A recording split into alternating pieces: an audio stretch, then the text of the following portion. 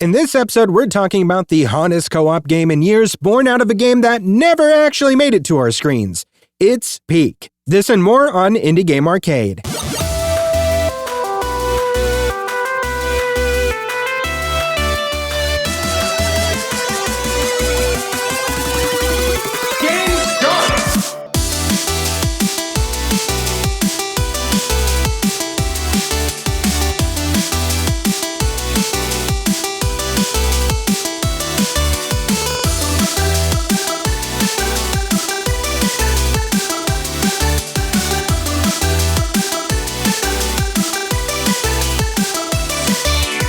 Welcome to Indie Game Arcade, a podcast that deep dives into the latest and greatest indie games. My name's Chris. I'm Joseph. And speaking of Peak, which we're going to talk about in just a moment. So I've got my own environmental hazards going on here. We are swamped with smoke from wildfires right now. So we can't even go outside. And unfortunately, we have a little AC unit thing set up in our bedroom. And I didn't think about it, but that does pump air from the outside. So I pumped that into our bedroom all night. And I woke up with the scratchiest throat ever. And I'm like, oh, God, what did I do? Isn't there some kind of filter or something that would prevent, I don't know, that? You'd think so. I think there's probably supposed to be, but man, it didn't work well enough because I feel like maybe I just stuck my face into a campfire and went so Jeez. Yeah, it's pretty nasty out there. It's pretty nasty. So, well, that's exciting. Yeah, that's been so much fun. Love it for me. But let's talk about our topic for today, which is Peak. Game start! So Peak was released June 16th, 2025, developed and published by Team Peak, which is a collaboration between two different development studios, so Aggro Crab and Landfall. And retails for really, really low price point of $7.99. And for a quick description, this is a cooperative, physics-based climbing adventure set on a mysterious island where players control nature scouts trying to reach the top of a procedurally generated mountain. So you're managing stamina, injuries, hunger, and collecting gear while climbing either solo or with friends. One wrong move, and it is a deadly plummet, but also really, really funny to see. So, yeah, you and I, in fact, just played this together a few days ago. So by the time this episode comes out, that video should be up on YouTube for those that want to see us really bad at the game. Actually, we did okay. We just had some very unfortunate missteps in the jungle. So yeah, we were just kind of jumping in with some knowledge of the game, and I had played it some before, but never I hadn't sat down and actually tried to figure out how to play the game. So yeah, there's same. a lot of it that was I don't even know what to do here, or how do I path? I don't know, how do I plot a path to get to the top of this thing? Yeah. And so a lot of it's just I don't know, this looks right, this feels right, but it wasn't a lot of times. Yeah. And it's is it worth taking the risk, taking that jump? No. Usually sometimes not. No. So real quick, I wanted to talk about how this game came about, because it's kind of fascinating, honestly. And the development time for this was so minimal that it's kind of mind-boggling. So this came about because Aggro Crab, who made the game Going Under, and then also another Crab's Treasure. So they had to cancel a different game that they were working on, which was Going Under 2, which was the original Going Under was that office-based action RPG where you're going down farther into the office and using office equipment stuff to fight orcs and goblins and everything. Yeah, I remember enjoying that one. Yeah. So they were trying to make a sequel, and they were making it way bigger in scope, but stuff wasn't really aligning creatively.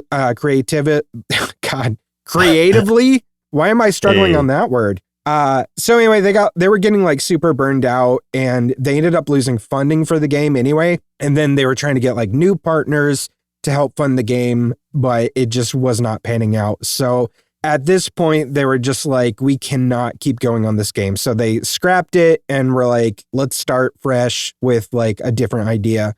So they know that their friends at Landfall, which just had like a ton of success because they had created Content Warning, which is another goofy, chaotic, like cooperative game. They had come up with that and developed it in kind of a short stint in an Airbnb over in South Korea. So Aggro Crab was like, hey, if you do that again, do you mind if we tag along and maybe we can collab on something? So Landfall is like, yeah, sure.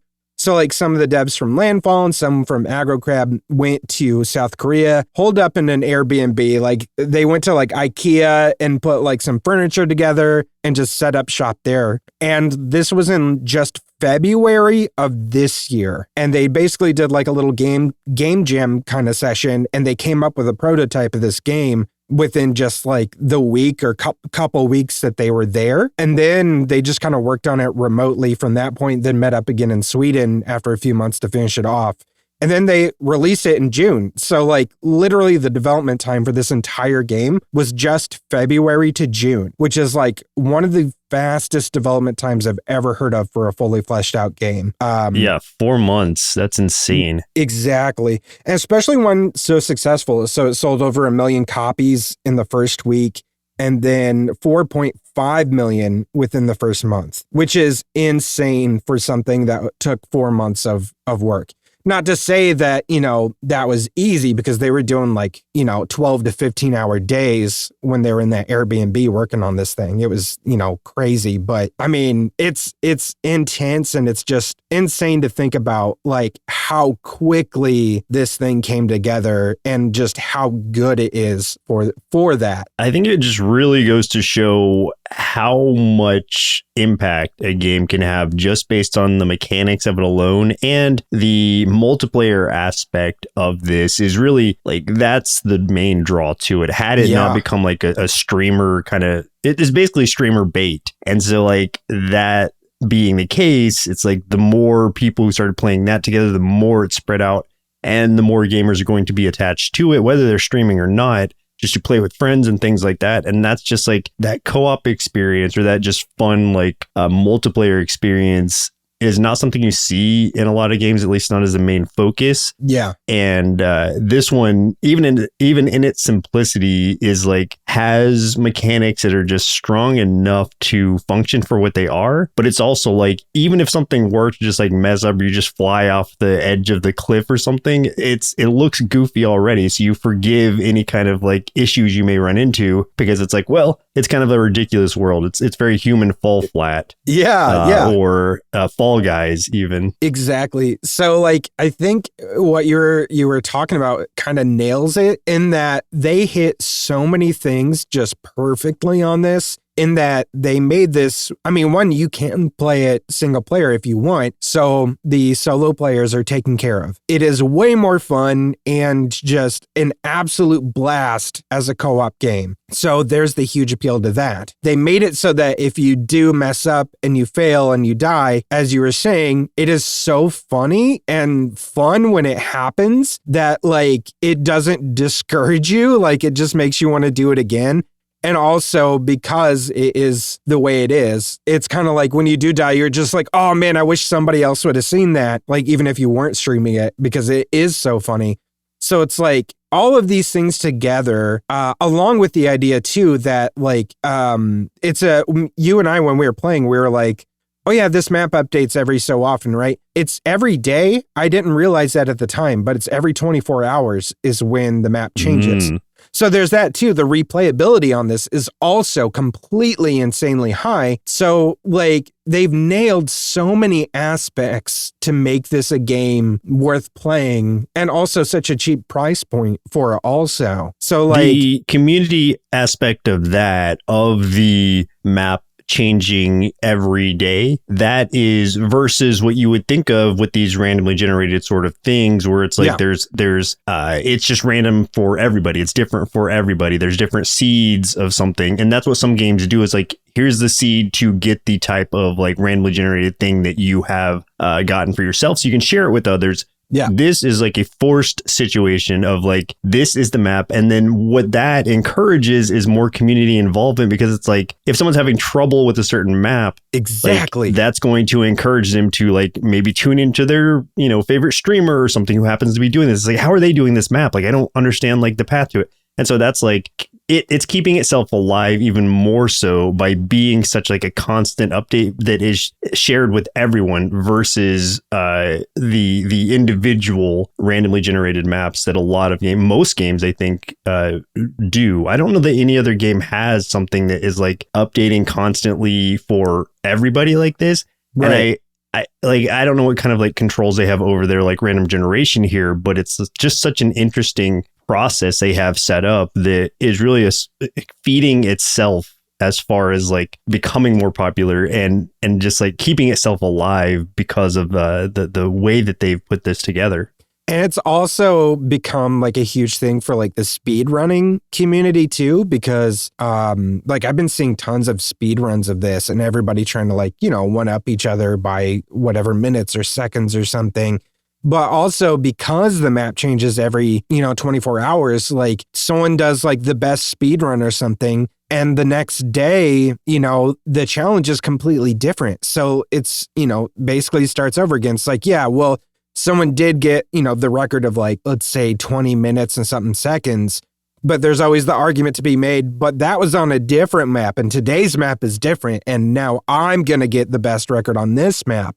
So it's just, it's insane, man. They really have lightning in a bottle with this one. Yeah, it's got so much life to it, even in its current state. So if they provide any sort of updates, even if it's just cosmetic things, like people, I'm sure would be like hungry for like any sort of like new cosmetic things they could. I'm not saying sell it as like a straight up, oh, here, buy this costume. But right. I'm saying like release some sort of DLC that also has additional costumes you can unlock. I think that would be, in my mind, the most desirable thing, because then it's like, oh, cool. Like, how do I get this new stuff? And or just release like a new map or new things like that then you go into and can get new achievements for that then unlock the new cosmetics. So that's still not a not pay to win, but like pay to get the costume sort of deal. But you're paying for the DLC. People are hungry for these things already. And so the more that they can just keep this thing going, the fact that they were able to put it together in 4 months means like they've probably got a pretty good setup of how they're going to continually update it, if they plan to do that at all. But right. I'm just saying like there's so much potential here if they choose to do that. But even if they don't, I'm excited to see whatever they bring to us next. Yeah, me too. I keep thinking about like the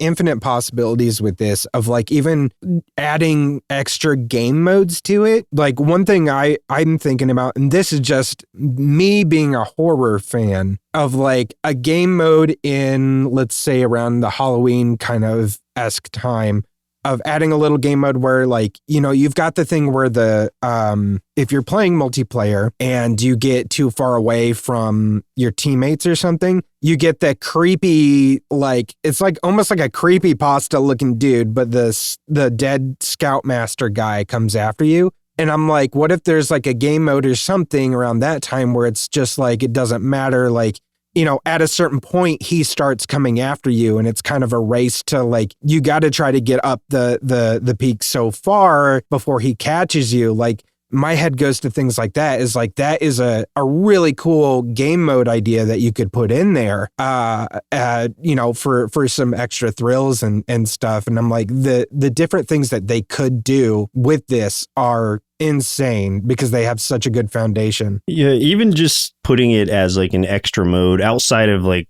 holiday release or anything like that would just be a cool mode to have as like an added challenge. Yeah. And I'm sure I know they have things like that already kind of in place. Like you can turn off like the fog chase part. That's right. That's like the time challenge of it right now, is like the fog's going to catch up to you and you're just going to like freeze to death. I like that you don't die immediately. You still have a chance once the fog catches up, but really if you're that low or if you're that far down and you're that close to the fog. Yeah. Every single time I've encountered it, it's been like, well, I don't really even have a way out of this. I fall into my death. So here it is. But there, I guess like to the point about speaking of holiday stuff, like that's just even more opportunity for new costumes and things, or new, just like decorations around even the current peaks that they have, the current mountains that you're climbing, just Right. like, you know, Christmas lights or something on the trees or whatever. Oh, that would And be it's cool. like, those are things that are not necessary, but would just be like fun for some added flavor, just again to keep this game alive for as long as possible, because I think it has a lot of life in it if they really try to push it. 100%. As with any game, like if it's left in its current state, like it will be popular for a while, much like was a game Among Us was for a very long time, but now Among Us is just like not even talked about anymore. Like it's not in the zeitgeist of current gamers, because it's just like nobody cares anymore. And so it's like you have to. They've got that sequel to it coming out, if it's not out already, where they've got like a 3D version of Among Us coming. So yeah, if it hasn't released already, I don't think it has. Yeah, maybe there will be a resurgence of that, but all I'm saying is like you need to have some sort of like consistent release or planned releases to keep it in the public interest. And I think this has a lot of opportunity to stay there for as long as they want to keep it there, or as long as they're willing to like churn out new updates for it. For all I know, they've moved on to their next thing, and they're just going to leave this as is and just like count it as a big win. And it is. Even if they just leave it as it is for right now, it's still going to be a big one. It'll still be popular for at least a couple of months to come, I'm sure. Yeah. But I'm just saying, like, I would love to see more from this just because of how much fun I've had, even in the short time I played it. Yeah, I know Aggro Crab does have a second game they were working on at the same time as this. So there is another game from them coming soon. And in fact, I know it's supposed to be this year, but I don't know what it is yet. So that'll be interesting to see how that one does compared to this one too. Real quick, we didn't talk about much of the mechanics, but like the mechanics are pretty straightforward of this. It is a physics-based climbing kind of game. So you're climbing this, these mountains and stuff in 4 different biomes to survive the island. And like you really just have the one stamina meter, and different things can affect that stamina meter, whether it's like how many items you're carrying on you in your backpack will take down your stamina. Any kind of like injury will take that stamina bar down. We did talk about this a little bit in a previous episode, so there's a little bit of precedence for this. Mainly, I just wanted to like repeat what I said in the previous episode for anyone who didn't hear it or just wasn't connecting Peak with that at the time. Yeah, but this is one of the best sort of like UI elements that I've seen in a game in a long time, at least in my personal opinion. I love that it's all just one bar. I don't need to look for different symbols elsewhere or different bars that are like, this is my cold meter, this is my hunger meter, this is this. Like it's all just one. And I think that's such a genius idea because you know exactly what's happening, and it is limiting your stamina as these things would in a way that's like, okay, this makes sense, but I can physically see it like on my bar right there. It's like, okay, I'm carrying this much, so this is how much encumbrance I have. I don't have to look at my encumbrance and be like, okay, is this percentage what I need, blah blah blah, to get the to avoid fat rolling or whatever, if you're talking like Dark Souls terms. Sure. So it's like, okay,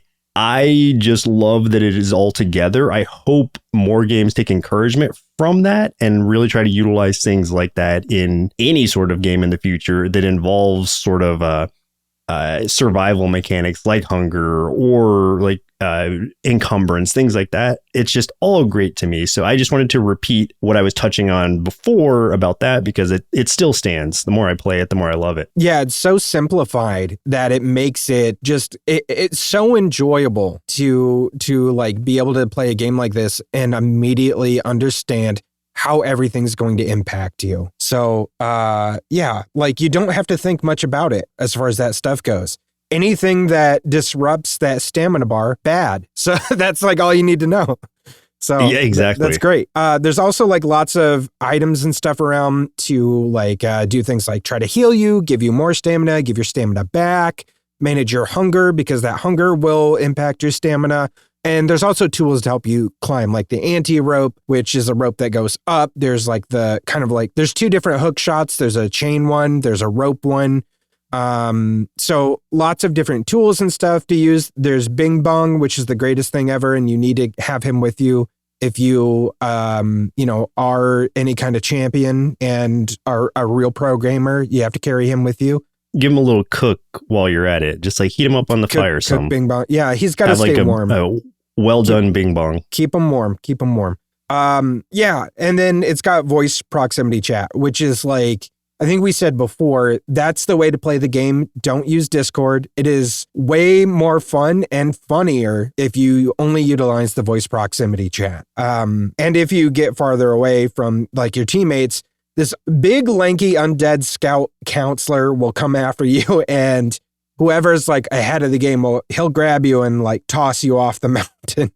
Which is very his sole purpose is to grab you and just like chunk you off of the mountain. Yeah. Like just try to throw you as far as he can. Yep. And so that obviously encourages you to stay close to your teammates. There is an item that can do it. It's not, so the bugle is not the item that does it. There's like a scout's bugle that does it specifically. It's like a cursed one, right? Yeah, something like that. So like if you find that, but I think then you also have to be alone for it to happen. I don't know exactly. I haven't done it myself. I've just like heard about that. And I haven't watched any videos on this because I don't like to spoil things for myself like that. So I'm just kind of going with what I've heard. That could just be, it really might be the regular bugle for all I know. But I heard there was like a special one. That summons him. This is, but there's like under certain circumstances, like it doesn't happen if you're with people, but I don't know if that's even true. So I don't know. Someone will educate me on that. Anybody listening to this will immediately chime in and be like, you're an idiot. Here's what the facts are. Someone's going to push the glasses up the bridge of their nose and be like, actually, hit us in the comments. I look forward to that. And as far as progression goes, like, you know, what makes this replayable? We talked about like the map changes every 24 hours. And then you've got like badges to unlock. There's like 32 that you can earn based on achievements. And then you've got a lot of unlockable cosmetics tied to different achievements as well. Which doesn't seem like a cool thing, but they are really good because the designs are so funny. Like it is funny to a point where like sometimes if you are like scrolling around and you happen to catch a clip of someone playing this, sometimes just some of the faces on some of these people or the characters is enough to make me laugh out loud. Like they don't even have to be doing anything yet, but like, you know, you'll see the viewpoint go to a certain character and it's just like, the juxtaposition of whatever eyes and hat and mouth they have just crack me up. It's just so funny. I love watching people play together because not only are you talking like with proximity chat, but your character's model's mouth is moving to what you're saying, like and approximating what you're saying. And it just looks so funny to see those little dudes just like talking to each other. Especially the ghosts. And the ghosts are so fun. Look so funny. I think it's genius what they did with the ghost because it's like at first I thought it was just like a free form I could fly around anywhere kind of thing, but you're stuck within like a proximity of whoever you have selected. If you have multiple teammates, you can jump around to which teammate you're kind of haunting, quote unquote. Yeah. But what happens is you can only like fly so far from them and you have to stay in a certain perimeter around them and circle them. You can't fly around and like cheat for them or anything. You can try to help them out a little bit because you can zoom out some, but not enough to where it'd be like a huge, like okay, here's the exact path to take kind of deal. Just follow me. It's like you're super limited. And a lot of times, like when I played with some other friends, they've just been like, whenever the ghost is there, they're just using it to pester you and be like, all right, just jump off the cliff.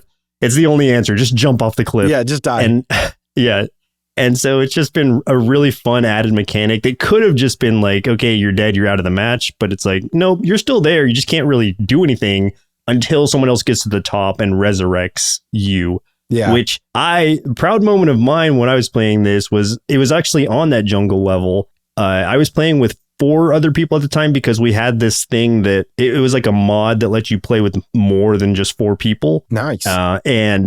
They all 4 died, and so I was the only one alive. So I had 4 ghosts just following me around and just like being like, all right, just trying to help me get up there so I could res them. And I made it all by myself, and that was like halfway down the mountain when they all died off. So it was just I felt super accomplished to be guided by these 4 ghosts and then be able to res everybody when I got to the top. It was a big win for me. That's awesome. Yeah, like this game is such a joy to play. I played solo yesterday just for a little bit because I'm like, okay, like you and I played it together. We're going to play it some more together in the future, do more videos, maybe some live streams or something of it. But I was like, when we went in, like you were saying earlier, we didn't know all the mechanics of it yet. So I was like, all right, I'm going to spend a little bit more time in. I'm going to get a better feel for everything. And like I got through the first part, I got through the tropics. I got like halfway through the tundra and stuff. And I told you the reason I had to stop was actually because my daughter woke up from her nap. And I was like, dang. All right, I need to go. So I just jumped off to my death. But could have kept going for a while. But it's kind of like there are so many moments of the game where it's just like you have those things of like, oh man, is this actually gonna work? I don't know. And then when it does, my God, it is so satisfying. Like when you attempt something that just feels kind of crazy. And a lot of it too is because it makes you nervous because you get so high up. And even if like, as someone that isn't necessarily afraid of heights in real life, but they do make me nervous. And so sometimes in games, I get that way. So like when I'm doing something like, okay, I have to make a really big leap from this tree to this wall. I don't know if I can make it. And if I do, I don't know if I'll have the stamina to get up to the shelf, but I don't have another option because this is where I've gotten myself. I'm going to try it. When you do it and it works, it's just like, oh my God, you feel like you've really accomplished something. So doing that, man, it is good. But if you don't make it and you fall, like you can't not laugh, especially with the amount of things that you hit on the way down. And if you hit like, especially in the tropics, like where we kept dying in our playthrough, you'll hit like one of those explodey things after you fall. And then it blows you even farther in the air. Launches you. Yeah. And it hurts you more and poisons you. It's like, it's all bad. I remember the time when we were playing together where you were the last person alive, and it was like you fell down and then you got poisoned and then you were in the fog. So it was like, had you not, because you were slowly freezing to death. So it's like, had you not been in the fog and freezing to death, the poison might have worn off in time, but it like just timed out to where you passed out in the fog because of the cold while the poison was still going. It was just a huge a comedy of errors there that made me laugh so much just thinking about it and watching your character with the little swirly eyes just fall down. And what's really funny is if you're playing it right, if you're playing with proximity chat, once someone passes out, they can't talk to you anymore. You can't hear them anymore. So it's like, I couldn't even tell Chris. Because initially, like I had on one of the times we had played, I fell down, I got knocked out, and I was like, Chris, come help me. But I was like, oh wait, he can't hear me. So I'm just like shouting to nothing. And he's just like, I can hear him though. It's just like, Joseph, where are you? What happened? And I just, it was so funny to me, just the implications of it.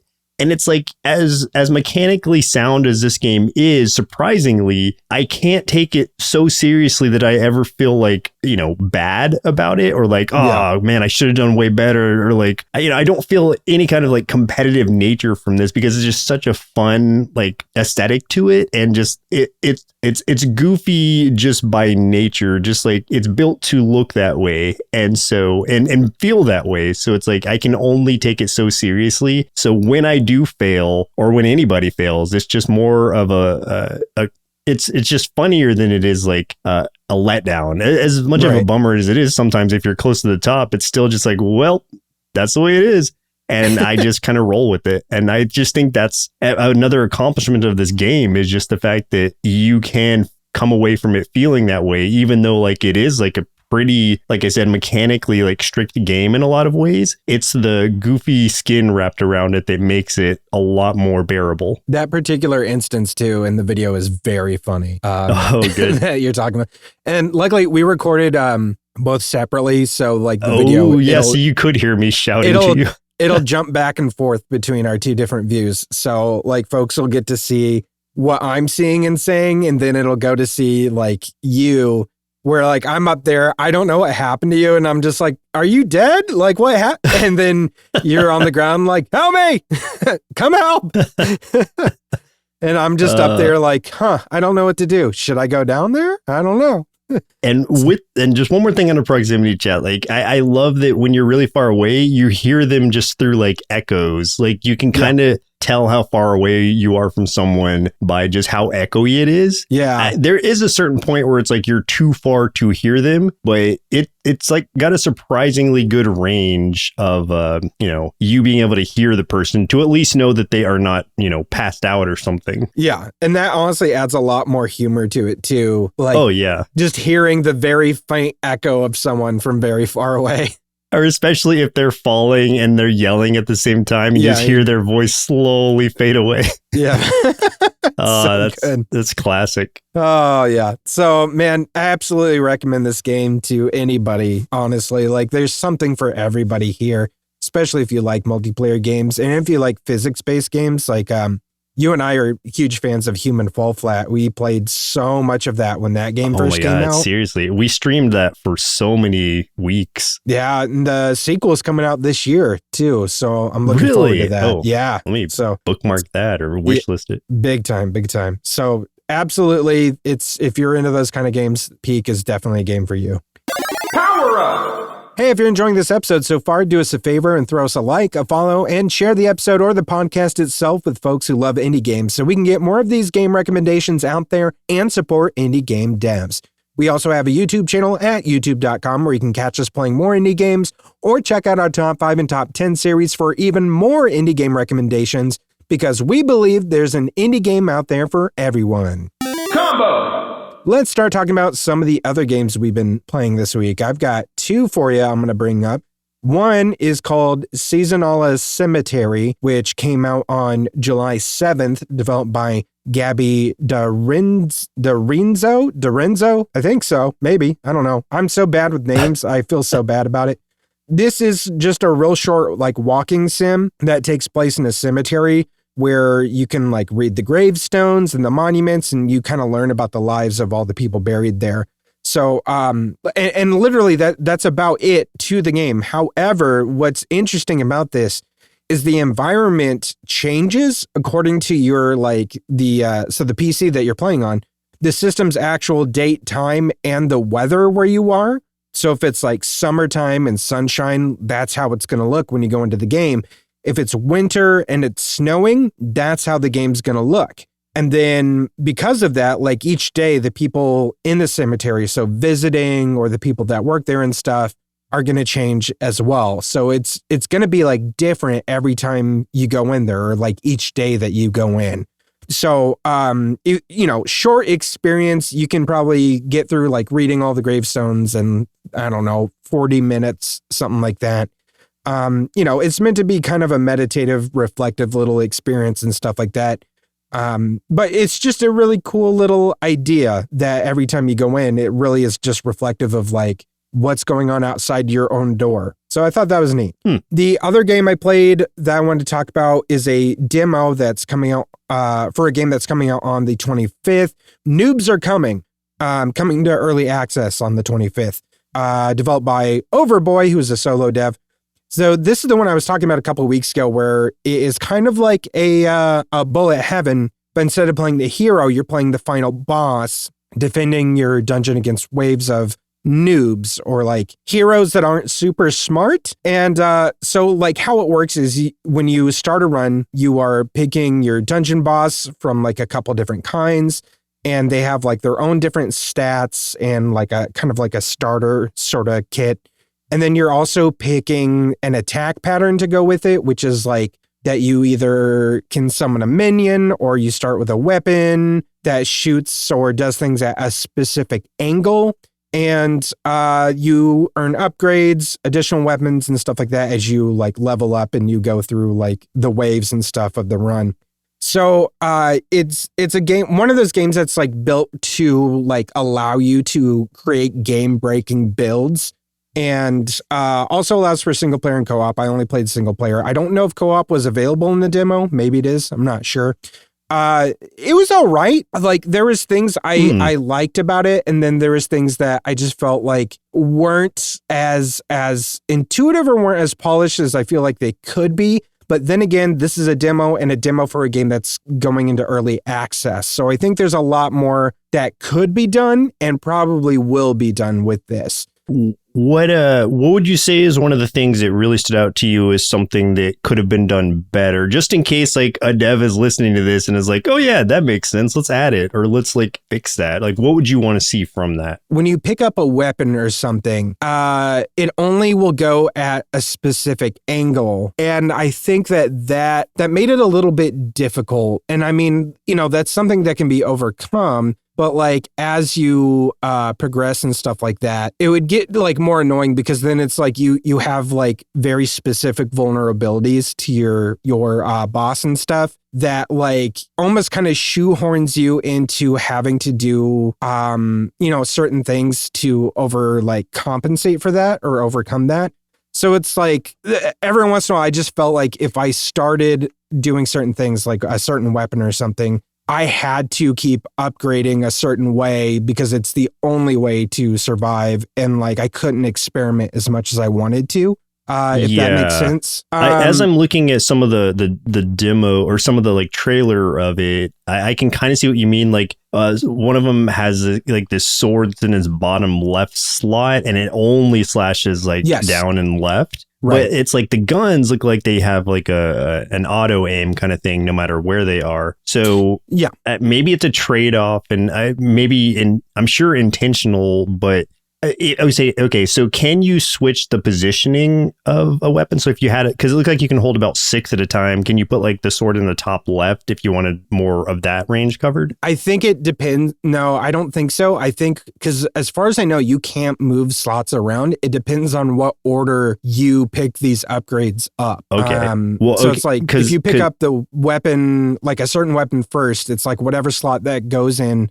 It'll like shoot off in accordance to like, let's say if it's like the very first one you got, like maybe that's the square that goes like top left or top right or something, and everything starts going around clockwise from there. Yeah, I think like if I were to say, like if they wanted to keep this where it's like, okay, weapons only like aim or like attack at that particular angle, aside from the guns that kind of like have different rules, then I would say maybe add something, if they don't have it in there already, to allow you to customize where each weapon sits, maybe between each level, or I don't know, between each map. I don't know how the game like runs in that way as far as like the gameplay loop goes. But like between each map, or maybe when you level up, you can also switch the positioning of your weapons, because then it's like, okay, if I have 4 melee weapons, I don't want them all like at the bottom or something, because then it's going to like suck because then my top's not covered at all. So let me just like move these around so I can maybe cover my corners.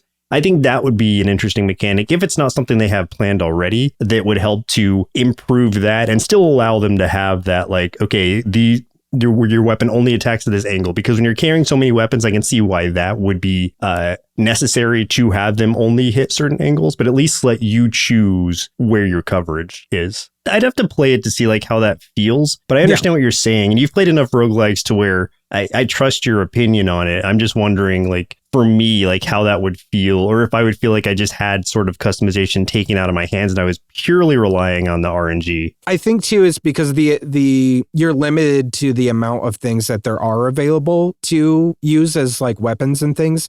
Like it's not like a super diverse array. Like you don't have as much things as you might in like other games and stuff. So with the limited amount of things that you can get and upgrade with and stuff, at least right now in the demo and everything, again, like I kept feeling pretty shoehorned into everything. Now there are like other characters and stuff that do make it a little easier. Like there's this one character that is like a little bit more squishy, but like when you play them, there's like a little pentagram thing that shows up on the floor. And as long as you were in that pentagram, they will fire off everything like way faster. But it's like you can't always stay in that, thing. But I do appreciate that the different characters will have different play styles like that. Yeah. So it does look really appealing to me, at least visually, and the art is just great. From watching the movement around it. So yeah, I want to try it because I am curious, and it's definitely a game I enjoy, since it reminds me a lot just visually of what is the game? Brotato. And yes, like because it is like the bullet heaven, but it's a self-contained area, and that's always going to make me think Bro Potato, Bro Potato. Because I think like In my mind, that was the first like game that at least I came across that had done it in that way. Right. Yeah. And it's got some really good humor to it too. Like it is a very funny game. Like the heroes, when they spawn, they always have little chat bubbles saying goofy stuff. You'll definitely see a Leroy Jenkins in there and, things like that. So there's a lot of good goofy humor to it. Yeah. It's on my wish list. Actually, I'm going to download the demo because I do want to try it out. Yeah. Early access is soon. And I won't usually pick a game up in early access, but I at least want to try the demo to see if I agree with you on some of these points. Yeah. Or disagree with me. Come in and be like, you're dead wrong. And I might. You're dead wrong and I hate you. Maybe next week I'll come in telling you that. Also, especially the hate part. Yeah. Also, like I didn't start yet, and maybe this should be going in the next section, but I will be playing some more Blood Rush Undying Wish. So big thanks to the developer who sent us both keys for the full version, who listened to the podcast and stuff. So and I feel a little embarrassed to saying it was too easy. Because you're like, it was easy, and he's like, okay.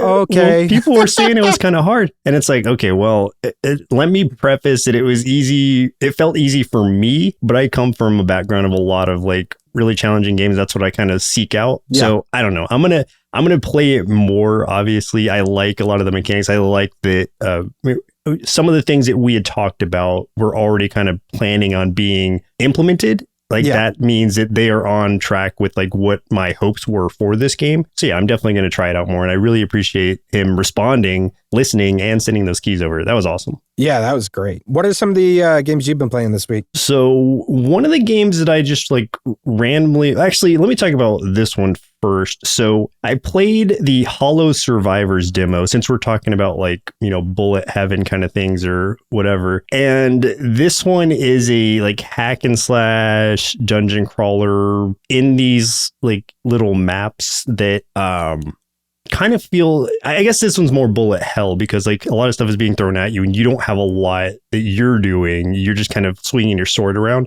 It's a roguelike in that you are getting your 3 upgrade choices every time you level up and things like that. As I was playing through the demo, I beat the demo, like I beat it twice to see if there was like something I was kind of missing. Cause like, is it early access? I think it might be early access. Oh no, I guess it's out already. Okay.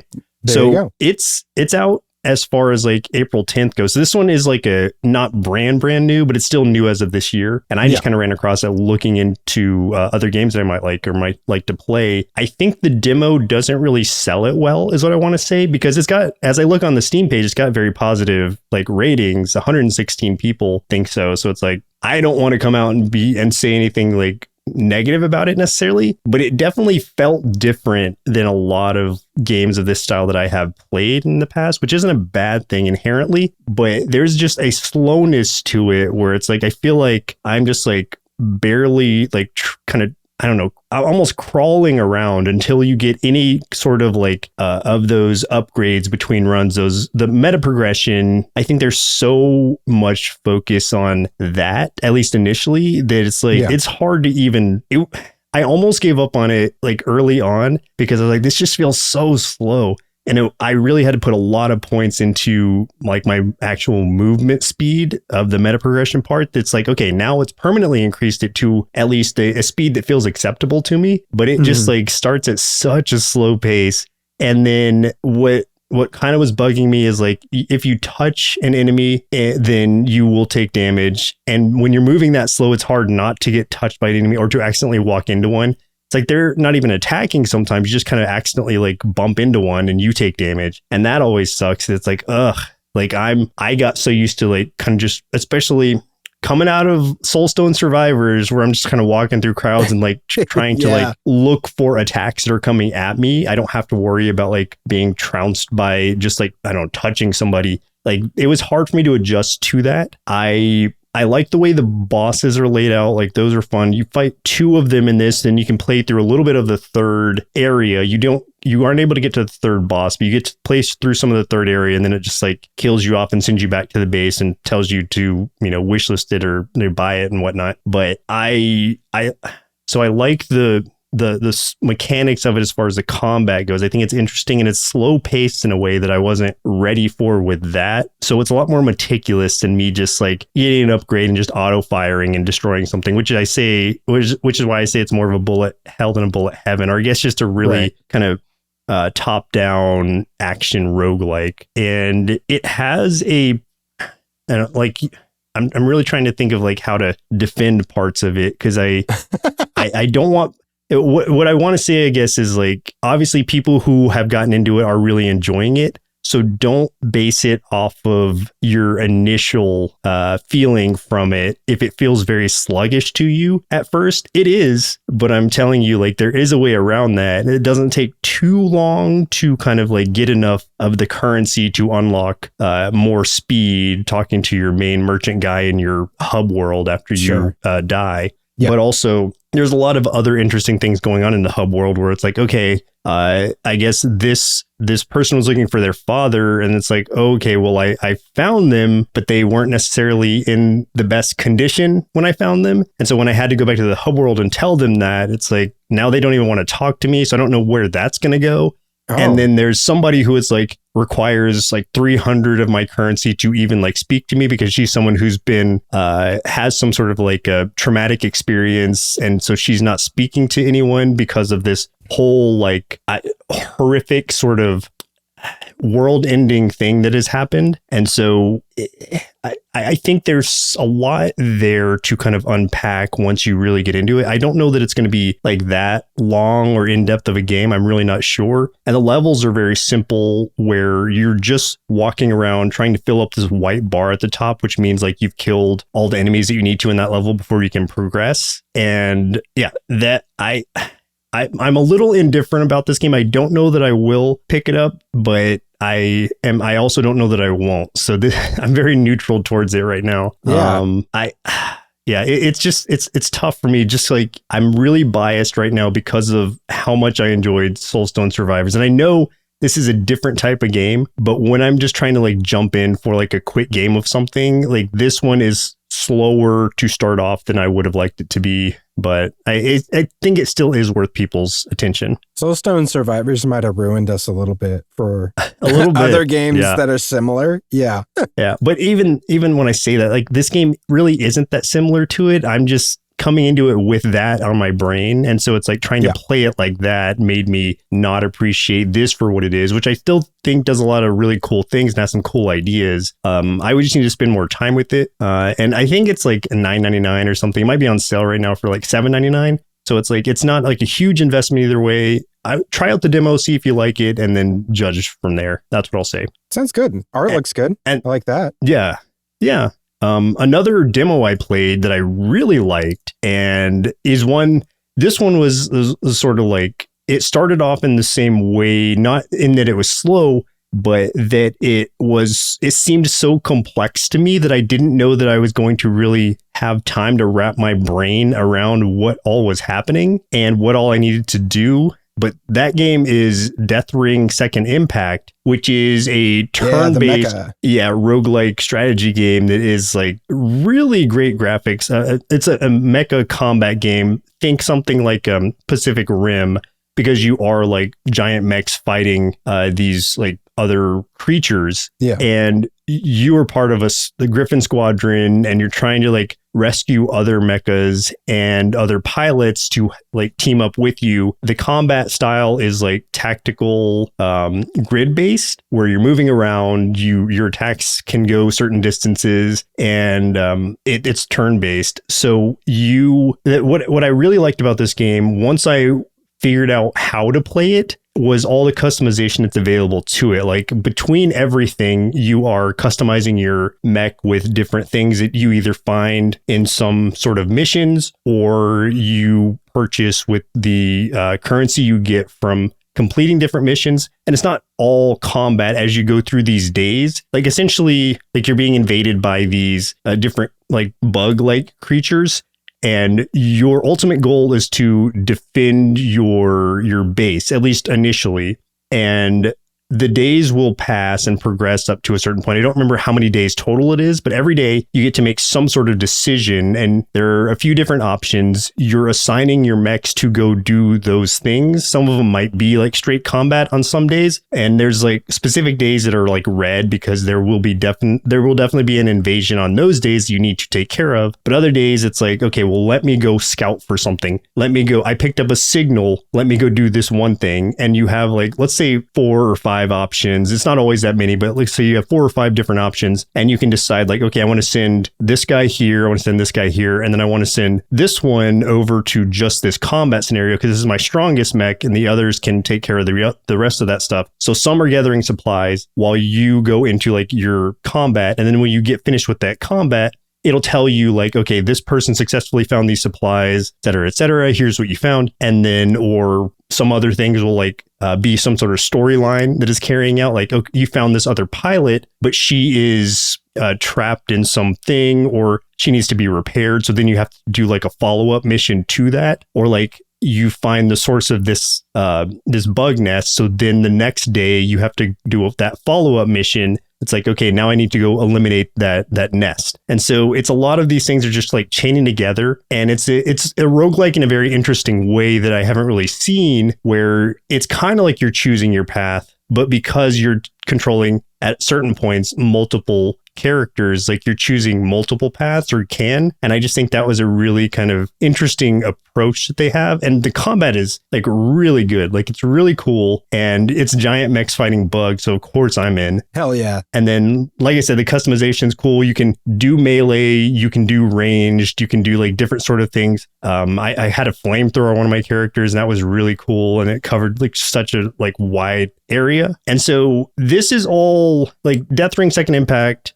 is in early access. It just came out in early access on July 11th. So it's still like, there's still a lot to be done to it, but that's one that I absolutely have on my wish list, and I will be like paying attention to as it progresses, because I'm 100% going to pick this up when the full version comes out. Yeah, I really wanted to play this one, but I didn't get a chance to do it this week. But man, it looks so good. Plus I love mechs. That's just fun. So yeah, I thought that I was doing really well until it got to the final day where I had to defend my camp. And then it's like, oh man, like a lot more bugs came than I expected. And another mech came. I don't even know who that was, but in some like black mech. And so I was like, oh crap. Wow. And I didn't even realize I had to fight other pilots.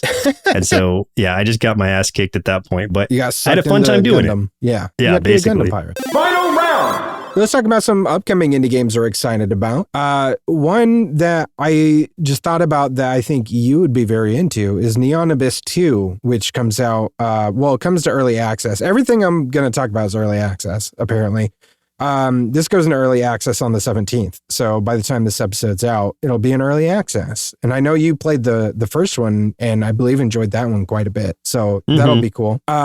The other one that I want to mention real quick is Grimshire, which comes into early access on the 22nd. So this is kind of like a Stardew Valley kind of game where but everybody's like anthropomorphic animals. But the reason I'm interested in this is because even though it's like a Stardew Valley-ish kind of game, which is not usually the kind of game I'm into, it's got this backdrop of like you're in this somewhat isolated village because there is like a deadly plague going on like outside the village. So like you guys are like, you're kind of sequestered there, and like there's the threat of the plague coming to the village and stuff. So you're like managing the farmland and foraging and trying to prevent things from happening and prevent also like the food from rotting and stuff like that.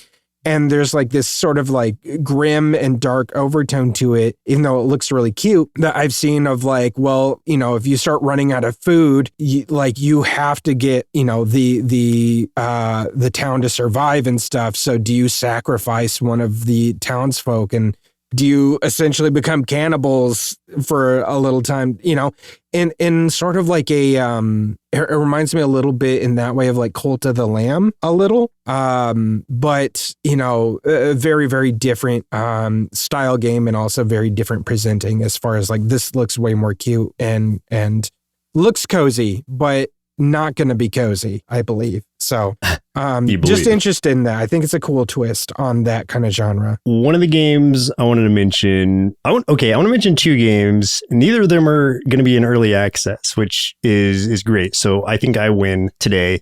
One of them is Arashi Gaiden, which is a turn-based tactical RPG where you're positioning yourself. You're a ninja, and just like looking at the trailers of it, comes out on July 14th, by the way.